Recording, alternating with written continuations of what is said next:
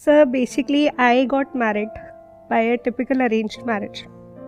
बहुत सारी arrange marriages आज भी होती हैं एंड करियर पे जो फोकस्ड होते हैं शायद उनका ध्यान होता नहीं है कि हमें अपने लिए खुद लाइफ पार्टनर चूज़ करना है। I was one of them. I was a brilliant student. मैं अपनी तारीफ़ नहीं कर रही, that is visible in the records. हमेशा पढ़ाई पे ध्यान, हमेशा focused.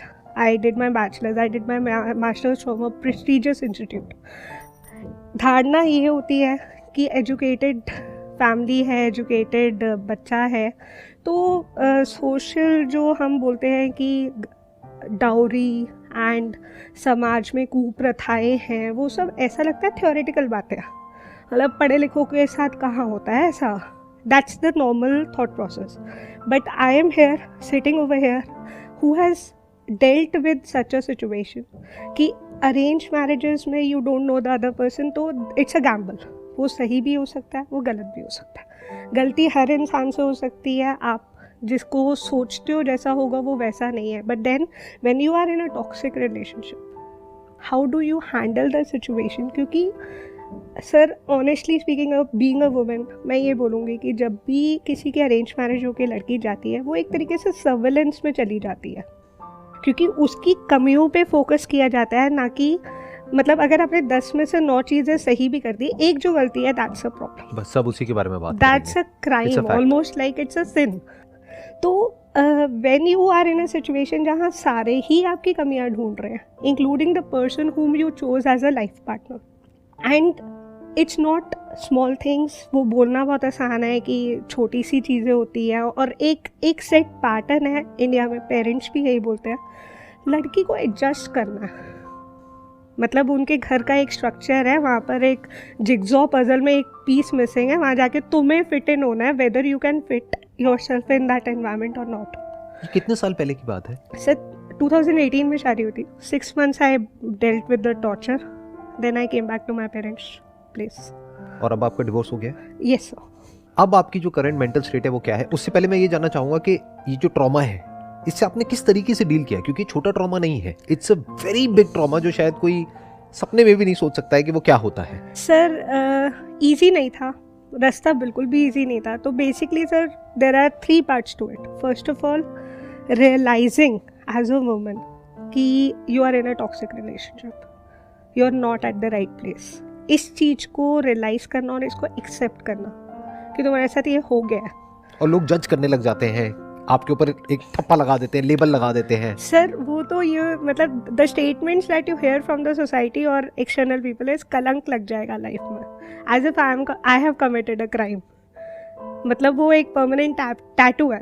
Divorce is a tattoo, इसको आप रिमूव नहीं कर सकते। That's a big point. मतलब कि जो विक्टिम है उसके ऊपर एक्चुअल में ठप्पा लग गया है कि तुम क्रिमिनल हो, राइट। तुमने कुछ गलत किया है।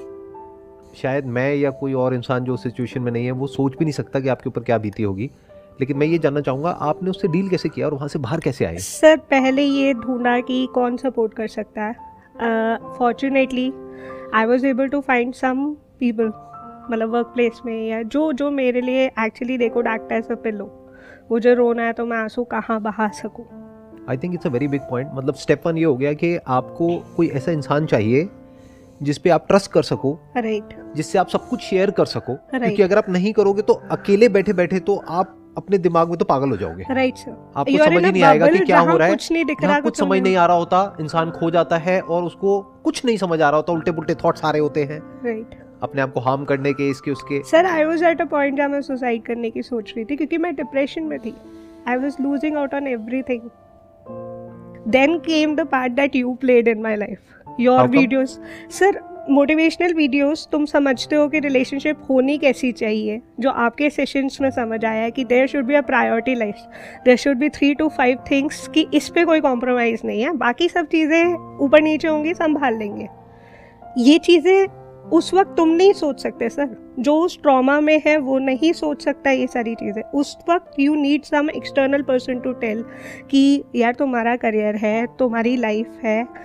If you took a wrong decision of choosing an incorrect partner, चाहे लव मैरिज है, चाहे अरेंज मैरिज है, गलती हो गई। ऐसे में क्या होता है कि हम खुद को ब्लेम करने लग जाते हैं, हमें ये लगने लग जाता है कि मैं ही गलत हूँ, मुझ में ही कोई कमी है, और पूरी दुनिया भी यही बोल रही होती है। तो खुद से पहले तो एक गलती हो गई, वो गलती क्या है जो जानबूझ करके आपने नहीं करी, हो गई, या चलो जानबूझ करके करी, अनजाने में करी, जैसे भी करी, जो भी करी, गलती हो गई। इंसान से गलती हो जाती है, वक्त खराब है, ये है, वो है, कुछ भी है, गलती हो गई। लेकिन उसके बाद भी पूरी दुनिया आपको आकर के कह रही है कि तुम गलत हो। चलो दुनिया से तो आप हाथ जोड़ करके माफी मांग लोगे, आप खुद को कैसे माफ करोगे?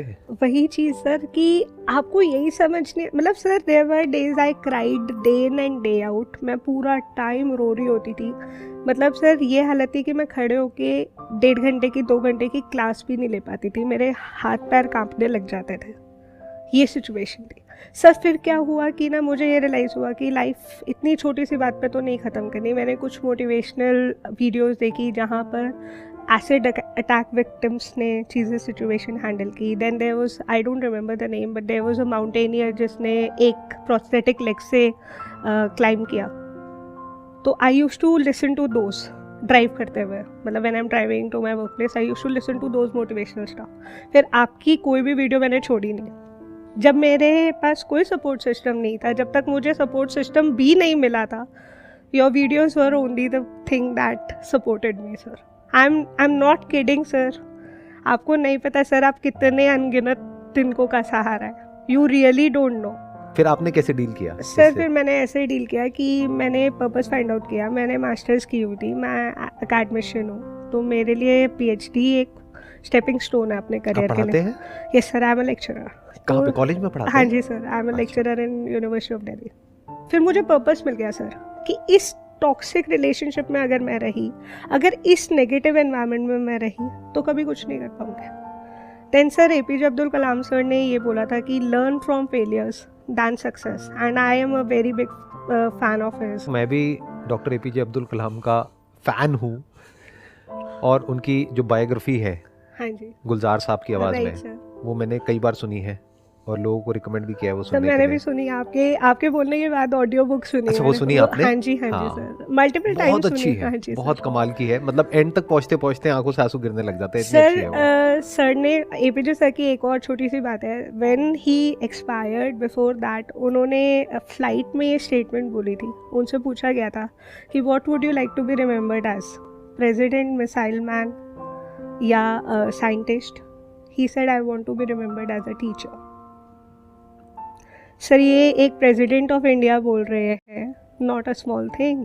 Exactly, and that is the reason sir I choose this profession. कि मतलब एक ऑल द मोर मोटिवेशन हो गया कि मतलब teaching line is something that's noble, it will always remain noble. चाहे कितना भी उसे मोनेटाइज कर लो, कुछ भी कर लो, उसमें अगर आपके मन में नोबल कॉज है तो वो हमेशा रहेगा। तो इसको स्टेप्स में डिवाइड करते हैं, जो भी अभी तक आपने कहा है। स्टेप 1 हो गया कि सबसे पहले तो कोई सपोर्ट सिस्टम ढूंढो, राइट, कोई ऐसे लोग जो आपको एक्चुअल में जानते हो कि आप अंदर से क्या हो। राइट सर, क्योंकि दुनिया तो आपको 1 मिनट में जज कर देगी।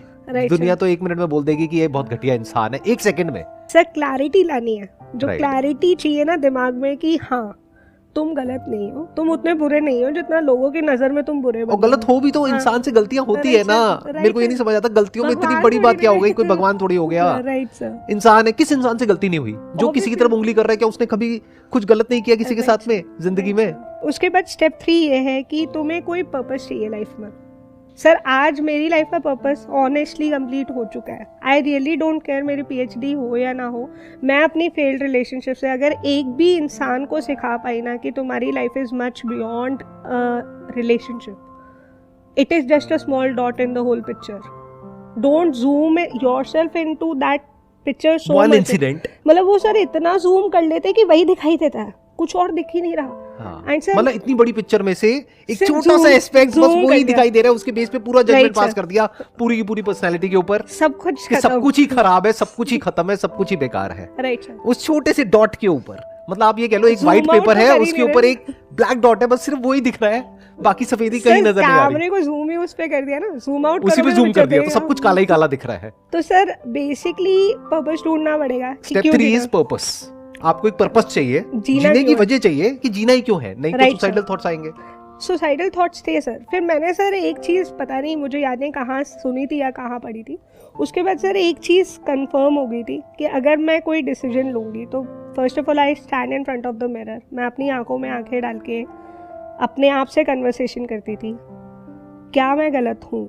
अगर मुझे आंसर मिलता था कि मैं यहाँ गलत हूँ तो I use to take time and analyze, यार हाँ ठीक है गलती हो गई, I need to correct it, I did the corrective measures.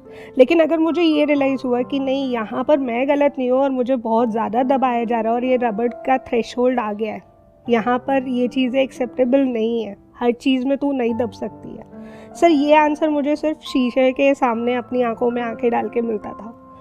उसके बाद सर ये है कि जब आपके पास पर्पस होगा ना, आप सारी चीज़ें हैंडल कर जाओगे।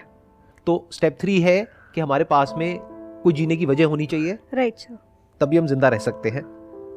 और वो वजह हर एक के अलग अलग हो सकती है, किसी के लिए कुछ, आपके लिए कुछ, मेरे लिए कुछ। यस, जैसे आपने कहा आपकी लाइफ का पर्पस है कि अगर आपकी कहानी से किसी को इंस्पिरेशन मिलती है, Right, किसी को हिम्मत मिलती है, Yes, किसी की लाइफ बेटर होती है। हो सकता है कोई अभी हिम्मत हार रहा हो इस पॉइंट पे, बहुत लाखों लोग सारे हैं जो लोग हार हैं रहे सर, हैं, बहुत सारे लोग किसी हैं। को रिलेशनशिप के इश्यूज आ रहे हो, किसी को आ चुके हो, किसी का डिवोर्स हो चुका है और उसके ऊपर वही बीत रही है जो अभी आपके ऊपर बीती है।